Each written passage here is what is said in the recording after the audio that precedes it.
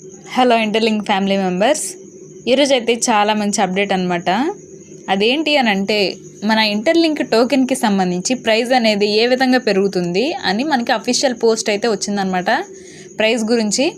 అంతేకాకుండా ఏంటంటే ఇంటర్లింక్లో షాపింగ్స్ అనేది చేస్తున్నారని అయితే నేను ఆల్రెడీ వీడియోస్ అయితే చేస్తాను కదండి.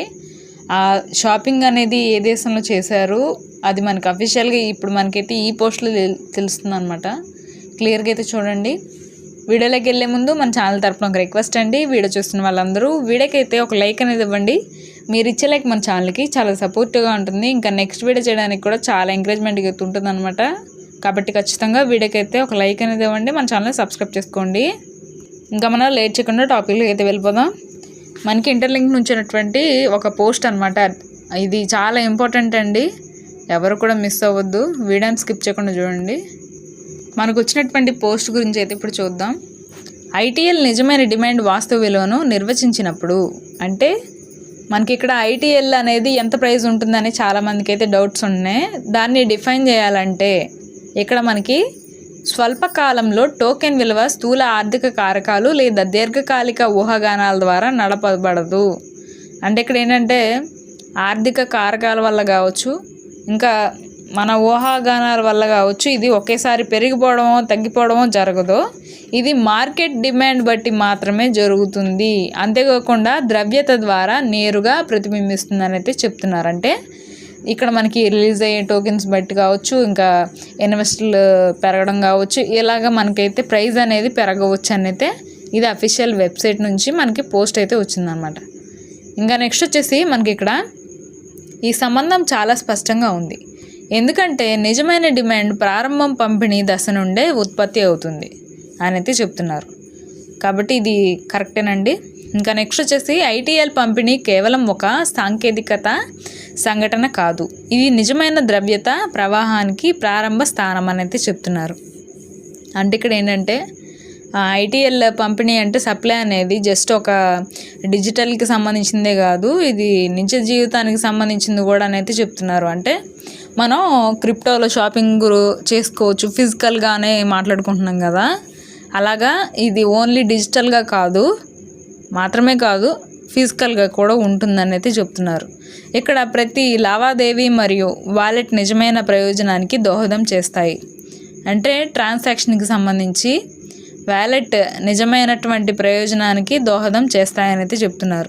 అంటే ప్రతి ట్రాన్సాక్షన్ కూడా చాలా జెన్యున్గా జరుగుతుంది, అన్నీ యూజ్ అవ్వడానికి బాగా ఇవన్నీ కూడా మనకు ఉపయోగపడతాయని అయితే చెప్తున్నారు అనమాట. నెక్స్ట్ వచ్చేసి ఇంటర్లింక్ పర్యావరణ వ్యవస్థలోని వాస్తవ ప్రపంచ అప్లికేషన్ మరియు ఆస్తి డిమాండ్ మధ్య ఈ దగ్గర సంబంధం ఐటీఎల్కి దృఢమైన పునాదిని ఇస్తుందని అయితే చెప్తున్నారు. ఇంకా అంతేకాకుండా ఇది కేవలం ఊహాగానాలపై ఆధారపడే టోకెన్ల నుండి వేరు చేస్తుంది. అంటే మనం ఊహించుకున్నంత మాత్రాన అది ప్రైస్ అనేది పెరగడం తగ్గడం అనేది అలా జరగదండి. ఇది మార్కెట్లో ఉన్నటువంటి డిమాండ్ బట్టి కావచ్చు, ఇంకా రిలీజ్ సప్లై వల్ల కావచ్చు, కొన్ని కారణాల వల్ల మనకి ఇక్కడ ప్రైస్ అనేది పెరుగుతుందని అయితే చెప్తున్నారు. ఇంకా నెక్స్ట్ వచ్చేసి జాబితా చేయబడిన తర్వాత కొత్త డిమాండ్ తరంగం సహజంగానే ఉద్భవిస్తుంది.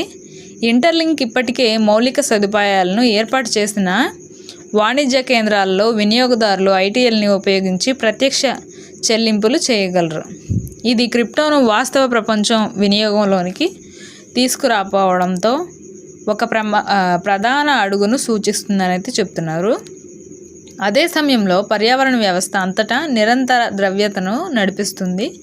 అదే సమయంలో ఐటీఎల్ఎక్స్ ఎక్స్చేంజ్ లిక్విడిటీ హబ్ పనిచేస్తుంది అని అయితే చెప్తున్నారు అనమాట. అంటే ఇక్కడ ఏంటంటే ఐటీఎల్ అనేది డైరెక్ట్గా మనం టోకెన్స్ని యూజ్ చేసుకొని డైరెక్ట్గా మనం చెల్లింపులు చేసుకోవచ్చు, ట్రాన్సాక్షన్స్ చేసుకోవచ్చు. మీరు షాపింగ్స్ చేసుకున్నా మనం వీటిని ఇచ్చి మనం షాపింగ్ చేసుకోవచ్చు. ఇలాగా మనం డైరెక్ట్గా ట్రాన్సాక్షన్ అనేది చేసుకోవచ్చు అని అయితే చెప్తున్నారు. ఇవన్నీ కూడా సదుపాయాలు అనేవి తీసుకువస్తారు అని అయితే చెప్తున్నారు అన్నమాట. ఇది ఒక మంచి గుడ్ న్యూస్ అనే చెప్పుకోవాలి. ఇంకా నెక్స్ట్ వచ్చేసి మనకి ఇక్కడ ఏం చెప్తున్నారంటే అదే సమయంలో ఐటీఎల్ఎక్స్ ఎక్స్చేంజ్ లిక్విడిటీ హబ్గా పనిచేస్తుందని అయితే చెప్తున్నారు. ఈ యొక్క ఐటీఎల్ఎక్స్ అనే వ్యాలెట్ కూడా మనకి చాలా బాగా అదే సమయంలో పనిచేస్తుందని అయితే చెప్తున్నారు. ఐటీఎల్ కొనుగోలు మరియు అమ్మకం జరిగే ప్రధాన మార్కెట్ ధర నిజమైనటువంటి మార్కెట్ డిమాండ్ను ప్రతిబింబిస్తుందని నిర్ధారిస్తుందని అయితే చెప్తున్నారు. అంటే ఇక్కడ ఏంటంటే మనకి మార్కెట్ డిమాండ్ అనేది దేని మీద మనకి ఇక్కడ ఆధారపడి ఉంటుందంటే ఐటీఎల్ అనేది కొనుగోలు ఇంకా అమ్మడం కొంటాం అమ్మటం చేసినప్పుడు కొన్నప్పుడు ఏమవుతుంది, ప్రైస్ పెరుగుతుంది దాని మీద పెడితే, అమ్మినప్పుడు ఏం జరుగుతుంది, తగ్గుతుంది. అలాగా మార్కెట్ డిమాండ్ బట్టి దీని యొక్క ప్రైస్ అనేది ఆధారపడి ఉంటుందని అయితే క్లియర్గా చెప్తున్నారనమాట. ఇంకా నెక్స్ట్ వచ్చేసి ఏంటంటే ఇంకా టోకెన్ బర్నింగ్ మెకానిజం చురుకుగా ఉంది. అంటే ఇక్కడ ఏంటంటే బర్నింగ్ అనేది చాలా బాగా జరుగుతుందని అయితే చెప్తున్నారు. లిక్విడిటీ మరియు రియల్ వరల్డ్ యూటిలిటీ విస్తరించినప్పుడు సరఫరా క్రమంగా తగ్గుతున్నందున ఐటీఎల్ యొక్క సహజ కొరత దాని విలువపైన నడిపించే కీలక అంశాలుగా మారుతుందని అయితే చెప్తున్నారు. ఇంకేంటంటే ఇక్కడ మనకి ఐటీఎల్కి సంబంధించి అంటే ఇంటర్లింక్కి సంబంధించి బర్నింగ్స్ అనేవి బాగానే జరుగుతున్నాయి. చాలామంది నిర్లక్ష్యం చేయడం వల్ల ఇలా జరుగుతున్నాయండి. మనం ఆల్రెడీ డిస్కస్ చేసాం దీని గురించి. కానీ ఇలాగ ఎందుకు తగ్గిస్తున్నారనేది మనం చూసుకున్నట్లయితే ధర పెరగడానికి ఇలాగా ఎంత సప్లై అనేది తక్కువగా ఉంటే, ఎన్ని కాయిన్స్ తక్కువగా ఉంటే మనకి ప్రైస్ అనేది అంత బాగా పెరుగుతుంది. కాబట్టి ఆ ప్రైజ్ పెరగడానికి ఇలాగ కాయిన్స్ని అయితే తగ్గిస్తున్నటువంటి క్రమంలో ఇలాగ బర్నింగ్ అనేది చేస్తున్నారండి. ఇదైతే గమనించాలి. ఇంకా మనకేం చెప్తున్నారంటే ఇది స్వల్పకాలిక ఫోమో ప్రభావం కాదు, ఇది కానీ నిజమైనటువంటి ఫండమెంటల్స్పై నిర్మించిన కొరత అని అయితే చెప్తున్నారనమాట. అంటే ఇలాగా కావాలని కొన్ని బర్న్ చేయడం అయితే జరుగుతుంది కొన్ని కాయిన్స్ని. అది కూడా ఒక ఆర్గనైజేషన్ చేస్తుందని మనం ఆల్రెడీ డిస్కస్ చేసాం.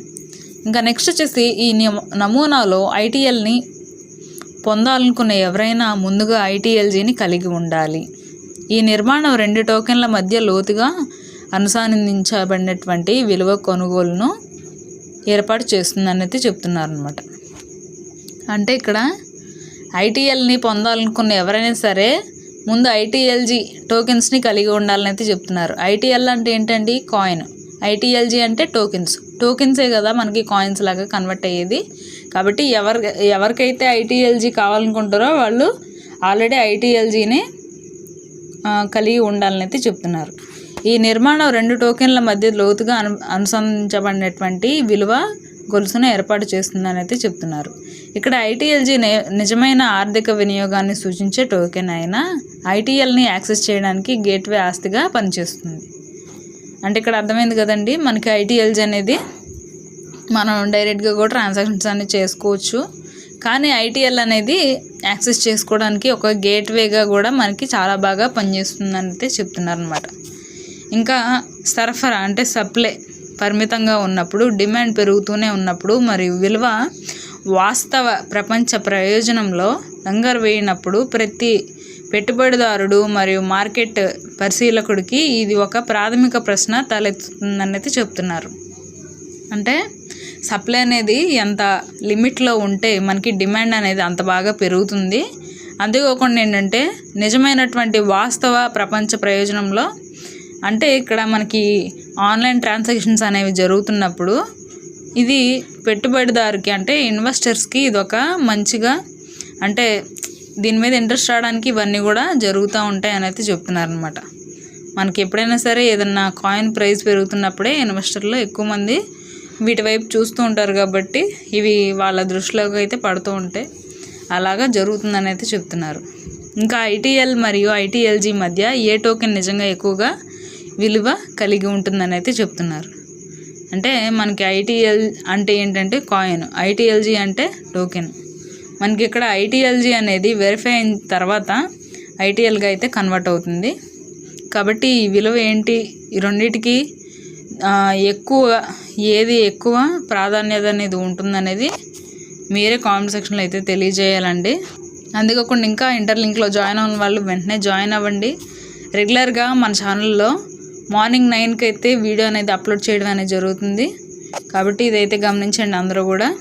కొన్ని దేశాల్లో మనకైతే ఇంటర్లింక్ కాయిన్స్ని యూజ్ చేసుకొని ఈ యొక్క టోకెన్స్ని యూజ్ చేసుకొని షాపింగ్స్ అయితే చేస్తున్నారు అని మనకి అఫీషియల్గా కూడా పోస్ట్ అయితే వచ్చింది. కాబట్టి ఇంకా మనకి ఇండియాలో కూడా ఈ యొక్క ఆప్షన్ తీసుకొచ్చినట్లయితే ఎక్కువ మంది ఈ యొక్క ఇంటర్లింక్లో ఇంట్రెస్ట్ అనేది చూపిస్తారు, ఇన్వెస్టర్లు పెరుగుతారు, కమ్యూనిటీ బిల్డ్ అవుతుంది, ట్రస్ట్ పెరుగుతుంది.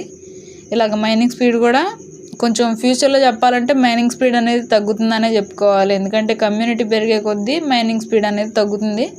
అందుకే ఈ లోపలనే మీరు వీలైనంత ఫాస్ట్గా జాయిన్ అయ్యి ఇంకా మీకు తెలిసినటువంటి ఫ్రెండ్స్ని కావచ్చు, మీకు ఇంకా ఎవరైనా సరే లెక్చరర్స్ని కావచ్చు, టీచర్స్ని కావచ్చు, వాళ్ళనైనా సరే ఇన్వైట్ చేసినట్లయితే మీకు వాళ్ళ ద్వారా కూడా టోకెన్స్ని ఎక్కువ సంపాదించుకునే అవకాశం ఉంటుందండి. కాబట్టి ఇదైతే గమనించండి. నేను నెక్స్ట్ వీడియోలో మీకు ఒక స్ట్రాటజీ చెప్తాను, ఎలాగా మీరు ఇంటర్లింక్ కాయిన్స్ని త్వరగా సంపాదించుకునేటటువంటి కొన్ని టిప్స్ అయితే చెప్తాను. ఆ వీడియో మీద ఎవరెవరికి ఇంట్రెస్ట్ ఉందనేది కామెంట్ సెక్షన్లో అయితే తెలియజేయండి. ఈ వీడియోని వీళ్ళనంత మందికి కూడా షేర్ చేయండి, వాళ్ళకు కూడా చాలా బాగా యూజ్ అవుతుంది.